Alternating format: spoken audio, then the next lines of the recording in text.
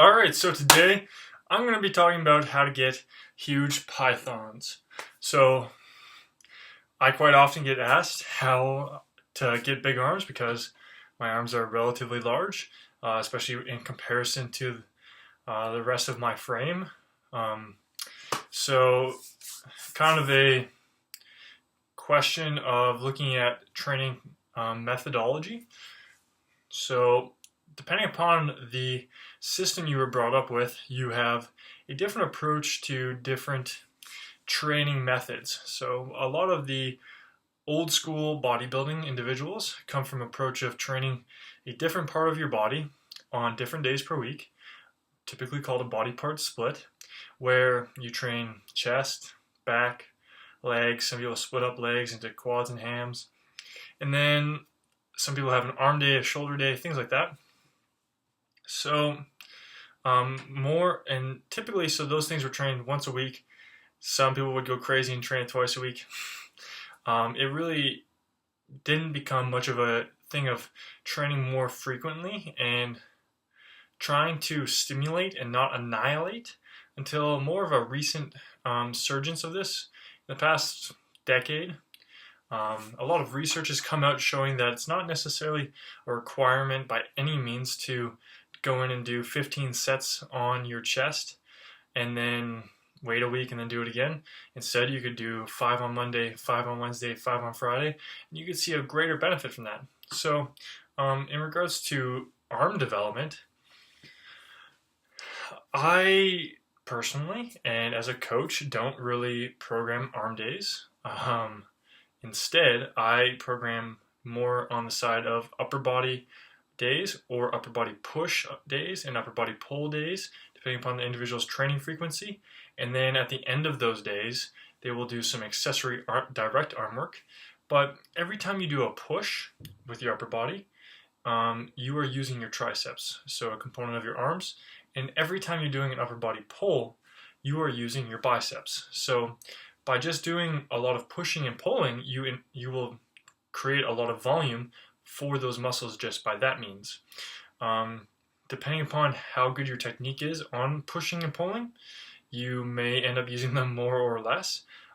If you are proficient with something like a bench press, you're not going to be crushing your triceps as much as you would with something like a tricep press down.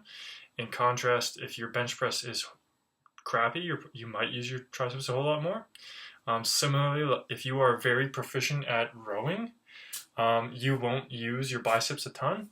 But if you are bad at rowing and you get a lot of anterior humeral glide, you're probably going to be using your biceps a lot. So depending upon your technique, you will see different amounts of mechanical stress on them.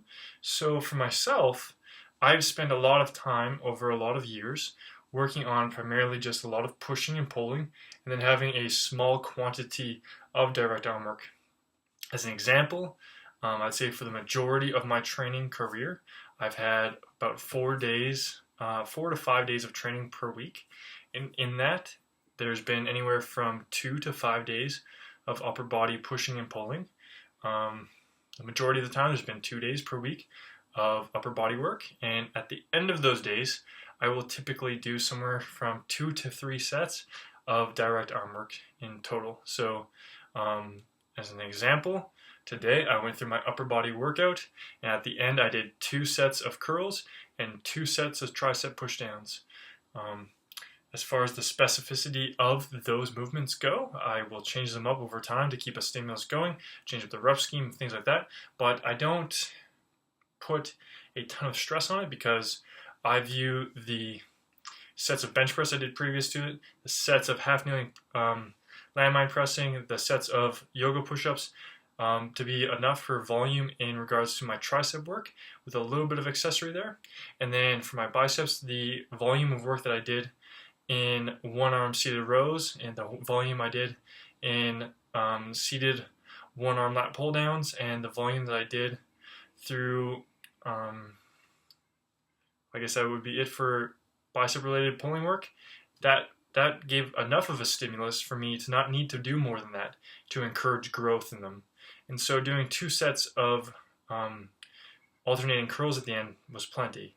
So that's just a quick summary of how I, as a coach, approach it, and for myself, and also what I do really view as a requirement for seeing growth in regards to arms.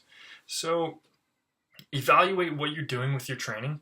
Consider why you're doing it. If you're spending an entire day devoting to your arms, is that necessary?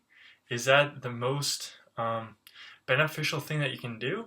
And if you're spending that much time on them, are other things suffering? So consider, look at what you're doing, and decide if it's the best approach. So, just thought I'd address that. Have a good day.